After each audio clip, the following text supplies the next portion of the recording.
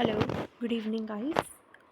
आपका your heartiest welcome on Indian medical science channel. I hope आप सब अच्छे हैं। तो आज हम स्टार्ट करते हैं अष्टांग हृदयम। अष्टांग हृदयम से शुरू करेंगे, जो कि हमारे बीएमएस का और फर्स्ट प्रॉफ का सबसे पहला संहिता है।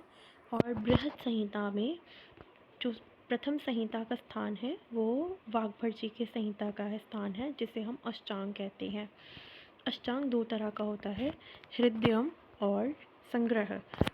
संग्रह और हृदय, ठीक है। जो संग्रह है वो हृदय जो है संग्रह से आया है, ठीक है। जो हृदयम है वो संग्रह का जैसे बच्चा होता है वैसे, ठीक है। अब आपको एक और बात बता दूं, जो हमारा अष्टांग संग्रह है, ठीक है, वो किसने लिखा है? आचार्य वृद्धवाग्भट जी ने लिखा है, आचार्य वृद्धवाग्भट जी ने। और जो अष्टांग हृदयम है वो आचार्य वाग्भट जी ने रचित किया है। तो इसमें फ़र्क है। अब आप कहेंगे दोनों वाग्भट हैं, लेकिन ऐसा नहीं है। जो हमारे वृद्धवाग्भट जी हैं वो इनके दादा रहे हैं। किसके? वाग्भट जी के दादा रहे हैं। तो इसलिए ये मेजर डिफरेंस है, ये सबने याद रखना है। वाइवा में ये क्वेश्चन अक्सर पूछे जाते हैं। उसके बाद हम अपना चैप्टर शुरू करते हैं। तो पहला तो इधर मंगलाचरण, ये देख, अगर मैं आपको एक और चीज़ क्लियर कर दूं, जो स्थान है हमें जो पढ़ाया जाता है फर्स्ट ईयर में, यानी कि पूरी बीएमएस में, वो सूत्र स्थान ही पढ़ाया जाता है वाग्भट जी का। लेकिन जो बाकी सब्जेक्ट्स हैं उसमें ऐसा नहीं होता, उनमें सारे स्थान पढ़ाए जाते हैं, जैसे सुश्रुत और चरक। बृहद तंत्र में 3 तंत्र आते हैं, एक अष्टांग, एक चरक, एक सुश्रुत, ठीक है। इसमें से जो स्थान है, पहला स्थान वो है सूत्र स्थान, ठीक है। जो सूत्र स्थान है वो अष्टांग का हमारे को कोर्स में है, और बाकी वाग्भट संहिता जिसको पढ़नी है वो अलग से पढ़ सकता है, लेकिन हमारे कोर्स में सूत्र स्थान का ही वर्णन किया गया है, ठीक है। अब हम शुरू करते हैं। अथ प्रथमो अध्याय, प्रथम अध्याय है, ठीक है। बेसिकली यहाँ पे प्रथम अध्याय की स्टार्टिंग में अगर हम बात करें तो स्टार्टिंग के प्रथम अध्याय में कुछ खास नहीं है, नॉर्मल इंट्रोडक्शन है। कि जैसे कि पहला बताया कि मंगलाचरण क्यों करते हैं, तो आपको बता दो मंगलाचरण क्या होता है। मंगलाचरण ऑब्वियसली आप सबने अपनी लाइफ में सुना होगा कि कोई भी अच्छा काम करने से पहले हम मंगलाचरण करते हैं। तो जब हम विद्या का ग्रहण करते हैं तो वो भी एक शुभ काम माना जाता है, जिसे कि हम मंगलाचरण कहते हैं। मंगलाचरण मतलब किसी भी अपने से बड़े गुरु या देवता को प्रणाम करके, चरण स्पर्श करके, उनको स्मरण करते हुए हम अध्याय का शुरू करें। तो यहाँ पे मंगलाचरण है। अब यहाँ पे श्लोक में जैसे है, रागादि रोगान सतत अनुशक्तान अशेष काय प्रसृतान शेषान औत्सुक्य मोह अर्ति अज्ञान यो अपूर्व वैद्याय नमोस्तुते तस्मै। ये पहला श्लोक है हमारे इस पूरी संहिता का, ठीक है। तो यहाँ पे मंगलाचरण का विधान बताया, लेकिन ये नहीं बताया कि मंगलाचरण किससे करें। तो हमें मंगलाचरण बुद्ध भगवान को करना है। भगवान बुद्ध को हमने इधर वाग्भट जी ने मंगलाचरण किया, उनको याद करते हुए। क्यों? क्योंकि जो अष्टांग संग्रह है, संग्रह से ही हृदयम आया है। और जो संग्रह है, संग्रह ने जो है उन्होंने बुद्धाय तस्मै नमः लिखा है अपने उस ग्रंथ में, ठीक है। ये अष्टांग संग्रह की रचना है, उसमें प्रथम उन्होंने बुद्धाय तस्मै नमः लिखा है। तो जब उन्होंने लिखा है तो उनके जो आगे पोते हैं वाग्भट जी, उन्होंने भी बुद्ध जी को याद करते हुए, मंगलाचरण करते हुए ये किया है। आई होप आपको इतना क्लियर होगा। अब हम आगे चढ़ते हैं। अगला, अर्थात आयुष कामी अध्याय हम व्याख्या श्याम इतिहास समाहुर आत्रेय महर्षि। आयुष कामी अध्याय बेसिकली प्रथम अध्याय का नाम है। कि क्या प्रथम अध्याय है? तो प्रथम अध्याय कौन सा है हमारा? आयुष कामी अध्याय। आयुष कामी अध्याय। अब आयुष से ही हमें समझ आ रहा है ना कि आयुष मतलब आयु, आयु मतलब एज, ठीक है। आयु का क्या मतलब होगा? एज। एक मिनट हम यहाँ पे पेन बदल लेते हैं। आयु से अर्थ होता है एज, कि एज क्या है? वय, एज, आयु, ये सब पर्याय हैं, ठीक है। आयुष, आयु से ही आयुष। और फिर काम्य, काम्य मतलब कि उसकी कामना करना कि कितना अच्छा है, आयु कितनी अच्छी है, दुर्बल तो नहीं है, सबल तो नहीं है आयु, तो उसको काम्य से हमने कोरिलेट किया है, ठीक। अब उसके बाद इतनी बात करते हुए बेसिकली आयु प्लस काम्य वर्ड बनता है, और जो श है उसका संधि कर देते हैं हम, ठीक है। श की क्या है? श की है संधि। जब संधि करेंगे तो आयुष काम्य शब्द बन गया, ठीक है। उसके बाद हम अर्थात आयुष्काम्य ध्यायः व्याख्यास्यामः इति समाहुर आत्रेय महर्षि। तो यहाँ पे बेसिकली आत्रेय भगवान को वो करते आत्रेय भगवान की मंगलाचरण करते हुए ही हम बात करते हैं, ठीक है। अतः अनंतर अर्थात मंगलाचरण के अनुसार आयुष्काम्य अध्याय की व्याख्या करेंगे। इस प्रकार पुनर्वसु अत्र आदि महर्षियों ने कहा। अब अथ शब्द का प्रयोग मंगल अर्थों में होता है, ठीक है। अथ से ये अर्थात, अब ये हर एक वर्ड को ना तोड़ तोड़ के बताएंगे। अर्थात का मतलब, आयुष्काम्य का मतलब, व्याख्यास्याम का मतलब, समाहुर आत्रेय 2 वर्ड्स है, इसको तोड़कर, और महर्षि को तोड़कर, ठीक। तो इसका पहला अर्थ अब बताते हुए अर्थ। अर्थ का क्या मतलब है? अर्थ मतलब मंगल अर्थों से है। हमने कहा ना ऊपर मंगल चढ़ गए, मंगल अर्थ।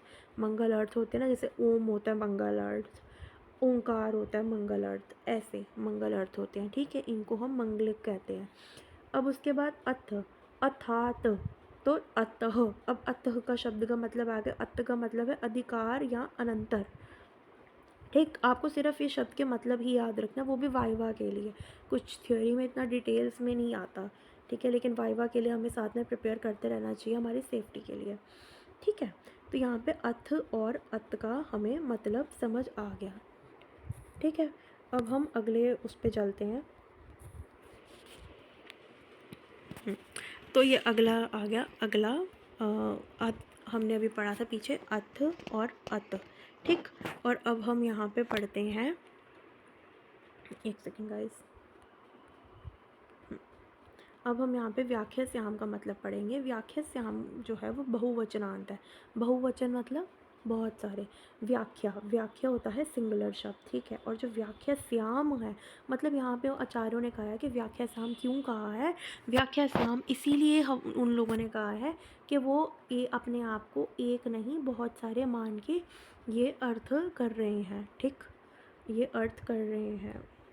अब उसके बाद आ गया आयुष काम्य, कि आयुष काम्य क्या होता है?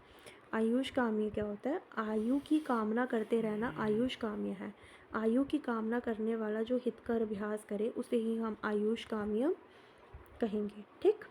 उसके बाद यहाँ पे अब आयुर्वेद के प्रयोजन की हम बात करेंगे।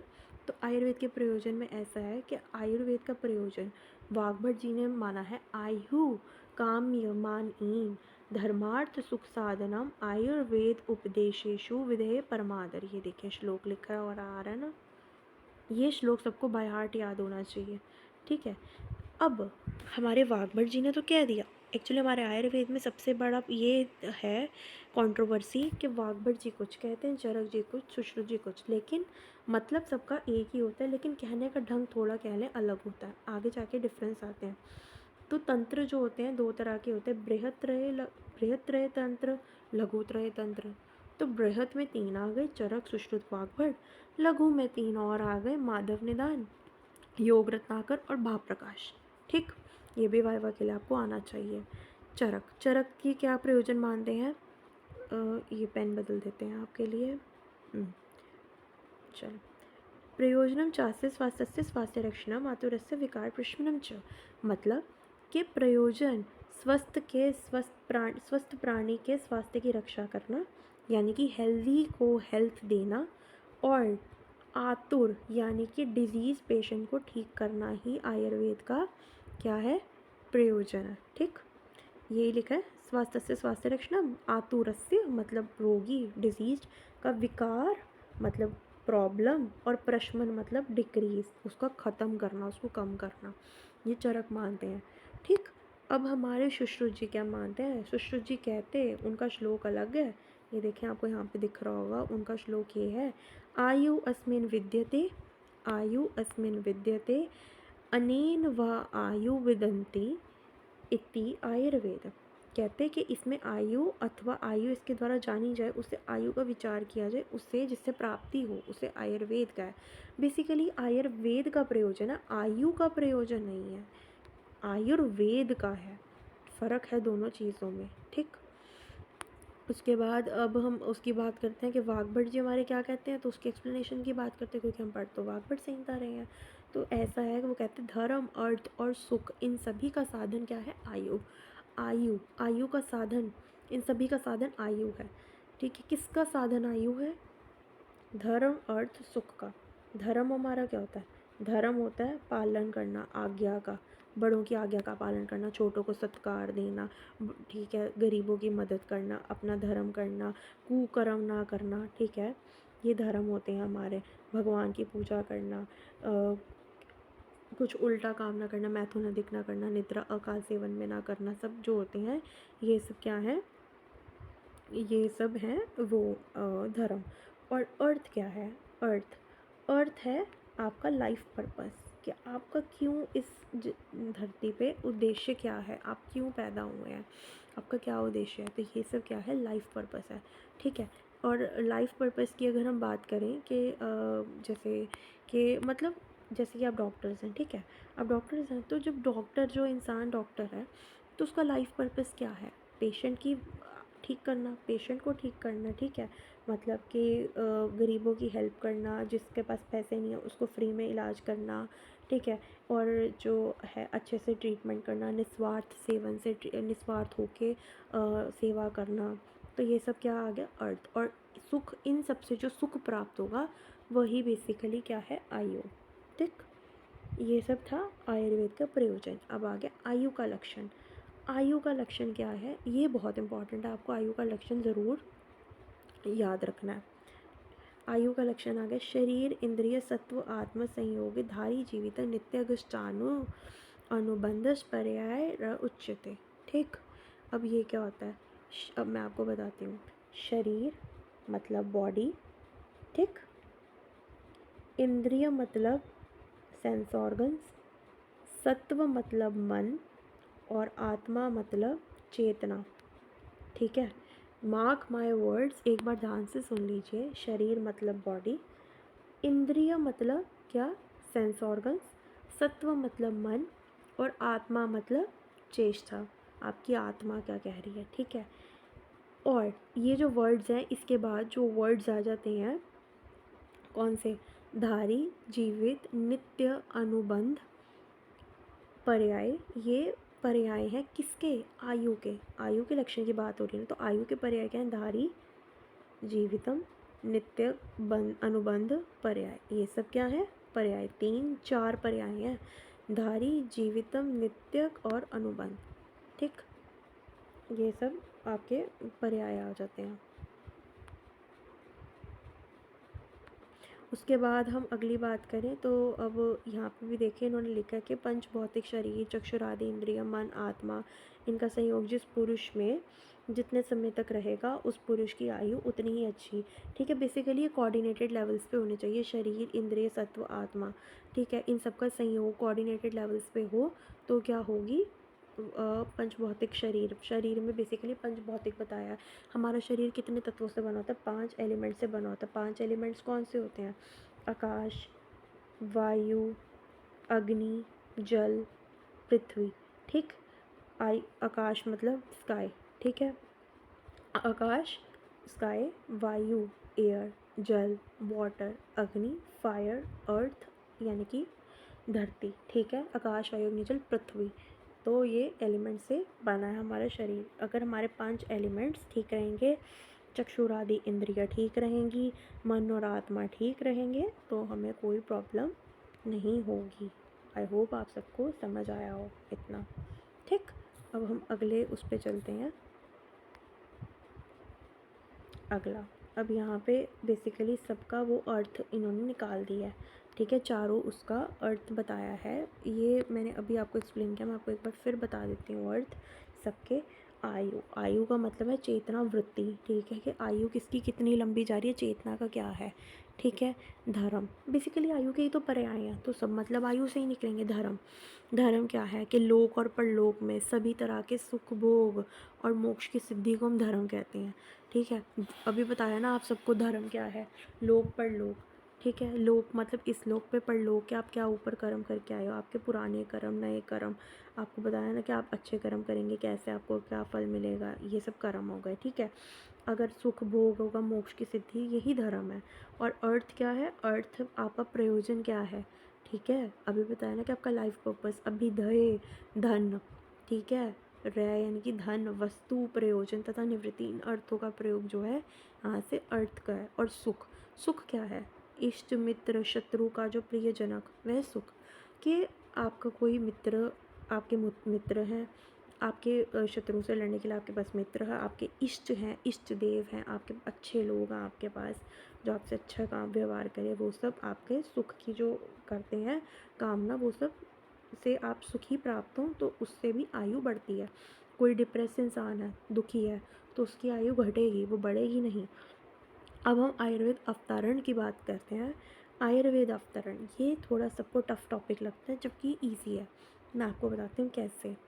आप सबकी बुक्स में एक टेबल बना होगा जिसके पास रविदत्त त्रिपाठी है। मैं आप सबको एक्सप्लेन कर दूँ। मेरे पास जो है वो रविदत्त त्रिपाठी की किताब है, ब्रह्मानंद त्रिपाठी की नहीं है। पर फ़र्क दोनों किताब में कुछ खास नहीं है, सिर्फ थोड़ी सी डिटेल्स का ही फ़र्क होगा। लेकिन अगर आपके बेसिक्स क्लियर है तो आप किसी भी किताब से पढ़ लें, आपको बेनिफिशियल ही हर पॉइंट पे रहेगा। ठीक, वेट। हाँ, अब ये आयुर्वेद अवतरण है। बधाई, बढ़ाई, ये निमोनिक बहुत फेमस है, ये सब यूज़ करते हैं। बढ़ाई या बधाई, बढ़ाई, कुछ भी बोल सकते हो जो आपकी उस पर कंफर्ट जोन पे हो। ठीक, अब यहाँ पे बात करें तो हर आचार्य ने अपना मतभेद बताया हुआ, मैंने आपको भी बताया था। तो अभी अगर हम बात करें तो यहाँ पे हर आचार्य का दिया हुआ है। चरक संहिता क्या मानते हैं आयुर्वेद अवतरण में? पहले मैं आपको बढ़ाई का मतलब बता दूँ। बढ़ाई का मतलब क्या है?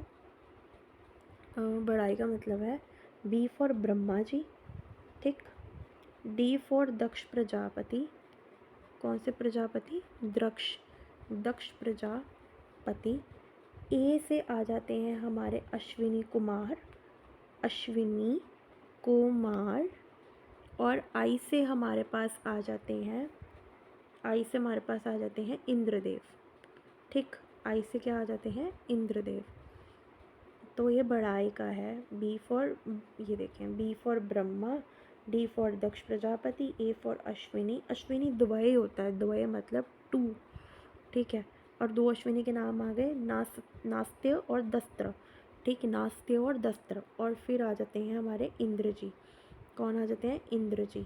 और फिर आ गया भरद्वाज जी। ठीक है, यहाँ पे ये लाइन पे आते आते ना गड़बड़ है, मैं आपको यहाँ एक्सप्लेन करूँगी, पहले आप बेसिक समझ लें। ये सबका कॉमन रहेगा, जितने भी आचार्य हैं सबका कॉमन रहेगा पॉइंट। क्या? बधाई का, बढ़ाई, बधाई, कुछ भी कह लो, बढ़ाई, ये पॉइंट सबके कॉमन रहेंगे। ब्रह्मा, दक्ष प्रजापति, अश्विनी द्वय और इंद्र। ठीक, अब जैसे हमारे चरक जी हैं, वो क्या मानते हैं उनका बताते हैं। अब चरक जी आगे ने क्या कहते हैं कि इंद्र के आगे भरद्वाज जी को सौंपा गया। ठीक है, और आगे भरद्वाज जी ने आत्रेय पुनर्वसु जी को बताया, ये ज्ञान दिया। किसका अवतरण क्या होता है? ज्ञान, आयुर्वेद का ज्ञान। क्या आयुर्वेद का ज्ञान कौन किसको दे रहा है? ठीक है, आयुर्वेद का ज्ञान आत्रेय पुनर्वसु जी को आगे दिया गया। और आगे 6 शिष्य में ज्ञान बांटा। आत्रेय पुनर्वसु जी के आगे 6 शिष्य हैं। अग्निवेश, भेल, जतुकर्ण, पराशर, हारित, क्षार, पाणी। ठीक है, और जो इसमें से अग्निवेश जी थे वो सबसे ज़्यादा क्या थे? मेधावी थे। कैसे थे? मेधावी। मेधावी मतलब इंटेलिजेंट, और जो इंटेलिजेंट होगा वो क्या लिखेगा? किताब। तो उन्होंने चरक संहिता की क्या की? रचना। और चरक संहिता जो है वो अग्निवेश जी द्वारा ही रचित है। लेकिन उसका नाम चरक इसीलिए पड़ा क्योंकि जो उनके प्रथम प्रति संस्कर्ता मतलब जिन्होंने उसमें एडिशंस किए, चेंजेस किए, वो चरक जी थे, आचार्य चरक जी, हमारे चरक जी। ठीक है, और जो इसके द्वितीय प्रतिसंस्कर्ता थे, मतलब सेकंड, जिसमें चरक में और मॉडिफिकेशन जिसने लाए, वो कौन थे? हमारे दृढ़बल जी। ठीक है, तो ये अग्निवेश जी की बात हो गई यहाँ पे। ठीक है, अग्निवेश, भेल, जतुकर्ण, पराशर, हारित, क्षार, पाणी, सबकी किताब लिखी हुई है। हारित संहिता है हमारे इसमें, भेल संहिता है, और क्षार पाणी संहिता भी पाई जाती है। उसके बाद सुश्रुत संहिता। सुश्रुत संहिता में आ गया ब्रह्मा, दक्ष प्रजापति, अश्विनी कुमारो, अश्विनी द्वय, इंद्र, धन्वंतरी। सुश्रुत संहिता आगे धन्वंतरी जी को सुश्रुत संहिता मानते हैं कि धन्वंतरी जी ने आगे ज्ञान दिया 7 शिष्यों को। कौन से? औपधेनव, औपधेनव, वैतरण, औरभ्र, पौष्कलावत, करवीर्य, गोपुरक्षित, सुश्रुत। अब ये सुश्रुत संहिता का इन्हीं के नाम से पड़ा, इन्होंने ही संहिता का उद्धार किया और इन्हीं के नाम से सुश्रुत संहिता का नाम भी पड़ा। ऐसे ही आगे हमारे काश्यप संहिता की बात की है। यहाँ पे बड़ाई का एक्सेप्शन है, यहाँ पे बड़ाई नहीं, बधाई नहीं, बाई है, बाई। ब्रह्मा, अश्विनो, इंद्र, यहाँ पे दक्ष प्रजापति जी को उन्होंने कंसीडर नहीं किया। और इंद्र जी आगे अपने शिष्यों को दे रहे हैं ज्ञान। पुत्र और शिष्य इनके एक ही थे, जैसे कि काश्यप संहिता होती है, वशिष्ठ, अत्रि, भृगु, ठीक। कश्यप, वशिष्ठ, अत्रि, भृगु, ये 5 शिष्य काश्यप संहिता के। देखें 6 चरक के, 7 सुश्रुत के, स से सुश्रुत, ऐसे याद रखेंगे। चरक इतना कॉम्प्लिकेटेडली च लिखते हैं हम, ठीक है, और 6 भी हम ऐसे ही लिखेंगे कॉम्प्लिकेटेड सा। उसके बाद हम लिखेंगे काश्यप, ठीक है। काश्यप के 5 हैं, कापा से याद रखेंगे हम, कापा, काश्यप और 5, काश्यप 5, कापा, इनके 5 आगे शिष्य या पुत्र रहे हैं, ठीक है। उसके बाद पुराणों के अनुसार, पुराण हमारे कुछ और कहते हैं कि प्रजापति भास्कर जी आगे इन्होंने ऐसे ज्ञान दिया, धन्वंतरी देवदास कशिराज। और हमारे कल्याणकारक जो एक और हमारा ग्रंथ है जिसकी अभी चर्चा नहीं है, तो उसमें कुछ और दिया हुआ, लेकिन हमने मेजरली याद अगर हमने रखनी है, हमने इन तीनों के याद रखनी है बाय हार्ट, ठीक है।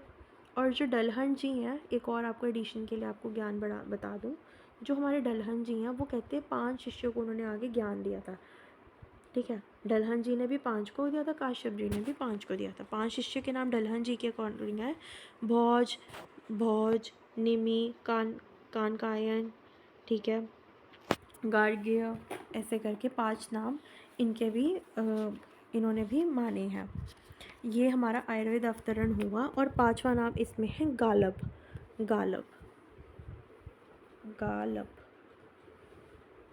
ठीक। भोज, निमि, कानकायन, गार्ग्य और गार्गी नाम से याद रख लीजिए, गार्ग्य, ठीक। ये हमारा था बढ़ई का आयुर्वेद का अवतरण का बढ़ई पाठ, ठीक। उसके बाद अगर हम देखें कि अब इसमें कि वाघभट जी के अनुसार कैसे इन्होंने बढ़ई का फॉर्मुलेशन किया है, कैसे बढ़ई एक्सप्लेन किया है, तो अगर वो मैं आपको बताऊं तो वो ऐसे है कि सर्वप्रथम ब्रह्मा ने आयुर्वेद का स्मरण करके दक्ष प्रजापति को आयुर्वेद का ज्ञान दिया। BDA अश्विनी कुमारों, और आगे सहस्त्राक्ष इंद्र का पर्याय बहुत इंपॉर्टेंट है, हर पेपर में एग्जाम कॉम्पिटिटिव के पूछा जाता है, तो उसको हम कहेंगे सहस्त्रार्थ, ठीक। अब हम बात करें, और इंद्र ने आगे अत्रि पुत्र को दिया। वाघभट जी के अनुसार किसको दिया? अत्रि पुत्र को। आत्रेय, धन्वंतरी, निमि, काश्यप आदि को आयुर्वेद पढ़ाया। आत्रेय आदि ने अग्निवेश आदि शिष्यों का आयुर्वेद का उपदेश दिया। फिर अग्निवेश आदि ने पृथक पृथक शास्त्रों की रचना की। तो यहाँ तक आज हम एंड करते हैं आयुर्वेद अवतरण तक का लेक्चर। अगले लेक्चर में हम अष्टांग हृदय का विशिष्टता से पढ़ेंगे, जो कि बहुत इंपॉर्टेंट लेक्चर्स होंगे अगले।